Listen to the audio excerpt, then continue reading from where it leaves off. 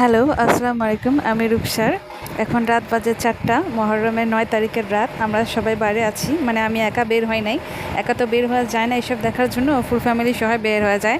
আমি আমার আম্মু আব্বুর সাথেই আছি। আম্মু আব্বু আবার ক্যামেরার সামনে আসে না। আমার খুব শখ এগুলোর ভিডিও বানাবোই। এত সুন্দর করে ঘোড়া সাজানো হয়েছে। এটা কিন্তু মহররমের ৯ তারিখের রাতেই সাজানো হয়। খুব অসাধারণ। এই ঘোড়া দেখার জন্য আমি কিন্তু সারা রাত অপেক্ষা করি। I am very excited. মানে এই ঘোড়া দেখার জন্য আমি অপেক্ষা করতেও রাজি। এটা মহররমের ৯ তারিখের রাতে বের হয়। কি সুন্দর করে এটাকে সাজানো হয়েছে। আর উপরে লেখা আছে ইয়া আল্লাহ, ইয়া ফাতেমা, ইয়া হুসাইন, ইয়া হাসান, এটা লেখা আছে। মানে ইয়া মোহাম্মদ ইমাম হাসান হুসাইনের নামে এটা সাজানো হয়েছে। ওনারা মনে হয় ঘোড়া লাইক করতেন। আর কারবালাতে আবার ঘোড়া ছিল তো।